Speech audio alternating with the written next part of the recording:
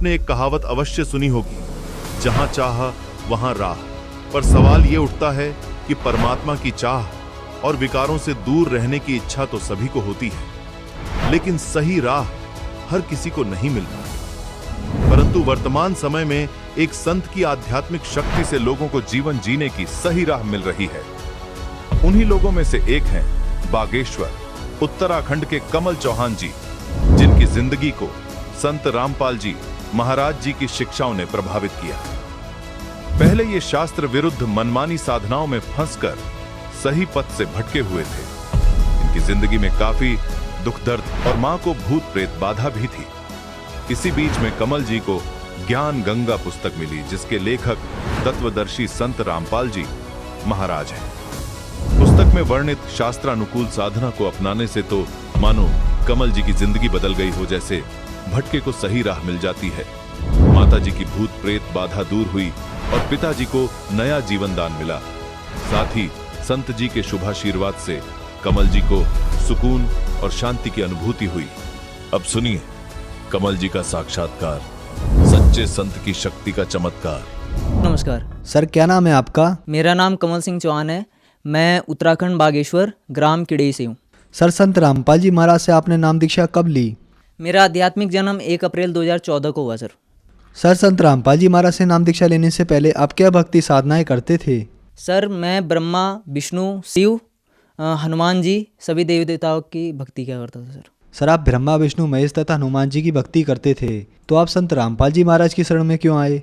Sir, मैं जब ब्रह्मा, विष्णु, महेश की भक्ति किया करता था तो मैं बहुत एक्सीडेंट होती थी मेरी, और मेरा भाई बहुत बिगड़ा हुआ था, और मेरी मम्मी के अंदर भूत था, और घर में बहुत क्लेश हुआ करते थे, और मेरा छाती भी टेढ़ी थी और हाथ में भी हड्डियां निकली हुई थी। मैं बहुत ज़्यादा परेशान था, मानसिक रूप से भी बहुत परेशान था मैं, और मतलब हालत बहुत मेरी ख़राब थी। और कई बार तो ये लगता था कि मैं भक्ति छोड़ ही दूँ, मतलब भक्ति करने की इच्छा नहीं करती थी। इतना भक्ति करते हुए घर में मतलब हमेशा झगड़ा हुआ करता था, और मतलब सुख नाम का चीज़ ही नहीं था घर में। तो संत रामपाल जी महाराज की शरण में आप कैसे आए? मैं संत रामपाल जी महाराज के चरणों में, मेरे मामा जी हैं खुशहाल सिंह मेहता जी, उन्होंने मेरे को ये इसके बारे में 2012 में जब पुस्तक भेजी थी, तो उस टाइम मैंने केवल संत रामपाल जी महाराज का फ़ोटो देखा था। तो मैंने उसमें 2-3 पेज पढ़ी थी, तो उसमें एक चीज़ लिखा हुआ है उस पुस्तक में, ज्ञान गंगा पुस्तक में, कि जो पीवे कड़वा पानी 70 जन्म कुत्ते की जानी। तो ये चीज़ मुझे बहुत प्रभावित किया। और उसमें एक और चीज़ लिखा है, जो मतलब मीट मांस खाता है उसकी मतलब बहुत बुरी हालत होती है, इस प्रकार की लिखी थी। तो अब मैं अपने जहाँ पर रहता था वहाँ पर एक अंकल थे, तो वह शराब बहुत पिया करते थे, तो अपने मतलब घर वालों को बहुत मारते थे। तो वह देखकर मुझे बहुत मतलब अच्छा नहीं लगता था, दुख होता था। और एक और चीज़ मैं, जैसे उसमें एक और चीज़ लिखा हुआ है ज्ञान गंगा पुस्तक में, दहेज लेना महाअपराध है, मतलब दहेज नहीं लेना चाहिए, इससे क्या क्या प्रॉब्लम होती है, उसमें लिखा हुआ है। इस वक्त मतलब सरकार एक पहल चला रही है, मिशन चला रही है कि बेटी बचाओ बेटी पढ़ाओ। जब बेटी बचेगी ही नहीं, कैसे पढ़ेगी? दहेज के कारण बहुत सारी बेटियों को मार दिया जाता है। उसके बाद ये ज्ञान मुझे बहुत अच्छा लगा, उसमें जो लिखा था दहेज लेना मतलब गलत है, इस प्रकार का लिखा था। क्योंकि हम हर दिन न्यूज़पेपर में देखा करते थे कि हर बेटियों को मार दिया जाता है दहेज के कारण। तो मैं जब अपने मामा जी के पास गया तो उन्होंने ये ज्ञान समझाया, तो मुझे तो थोड़ा अच्छा ही लगा। फिर उसके बाद मैंने टीवी में सत्संग देखा संत रामपाल जी का, तो बहुत अच्छा लगा। फिर उसके बाद हम वहाँ बरवाला आश्रम गए संत रामपाल जी का। वहाँ पर हमने जब क्या बोलते सब व्यवस्था ही देखी, बहुत अच्छा व्यवस्था था वहाँ पर। और सबसे पहले मैं ये बताना चाह रहा हूँ कि मुझे पहले उल्टियाँ हुआ करती थी। संत रामपाल जी महाराज के चरणों में आने से पहले बहुत उल्टियाँ हुआ करती थी। मैं बस से भी डरता था, मतलब उसमें चढ़ने से भी। फिर उसके बाद क्या हुआ कि आश्रम से बस आती थी फ्री में, कोई निःशुल्क, जो लोग कहते हैं कि पैसे लिए जाते, ऐसा कुछ नहीं था, निःशुल्क हर चीज़ था वहाँ पर हम बरवाला आश्रम में। फिर जैसे ही मैं गाड़ी में बैठा तो उसके बाद मैंने खाली मन में ही बोला कि मुझे बहुत उल्टियाँ होती हैं, इस प्रकार का बोला कि मतलब आप कैसे इसमें चढ़ूँ इस बस में। तो फिर उसके बाद मुझे नींद आ गई बस में।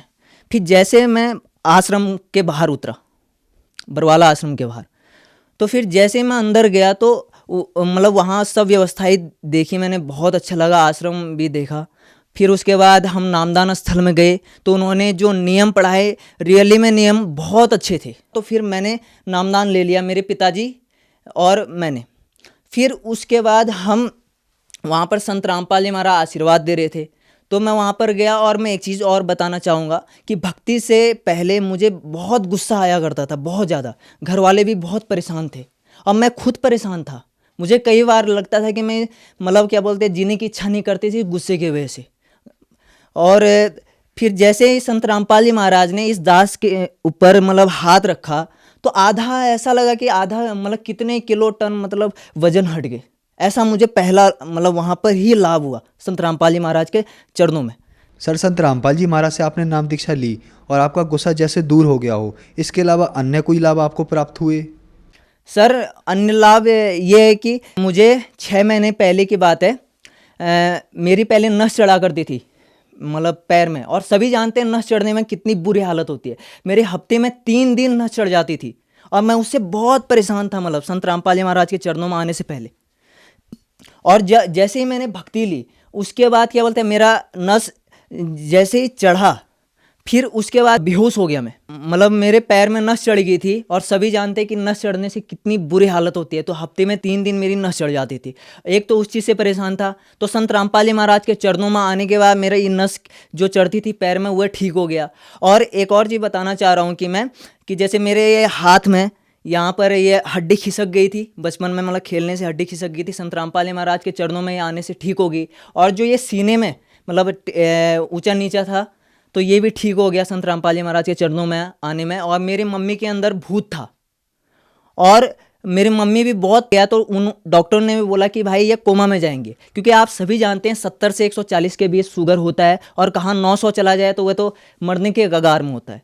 लेकिन उस टाइम उनको डॉक्टरों ने सभी ने मना किया कि ये नहीं बच सकते। फिर मेरे मामा जी ने संत रामपाल जी महाराज के आश्रम में फ़ोन किया और संत रामपाल जी का आदेश आया कि आपके पिताजी ठीक हो जाएंगे।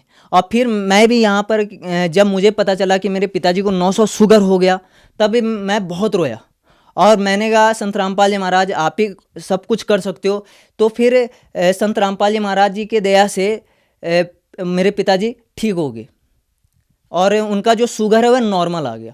सर, संत रामपाल जी महाराज से अगर किसी को जुड़ना है तो उसे क्या करना होगा? सर संत रामपाल जी महाराज से अगर जुड़ना है तो आप मतलब सभी चैनलों में सत्संग आते हैं, टोटल 11 चैनल हैं, सभी में सत्संग आते हैं। उसमें पट्टी दी हुई रहती है, नीचे पट्टी आती है, उसमें नंबर दिए हुए हैं। उन नंबरों से अपने नज़दीकी नामदान केंद्रों के बारे में पता करें और नाम दीक्षा ले और अपना मनुष्य जीवन सफल करें।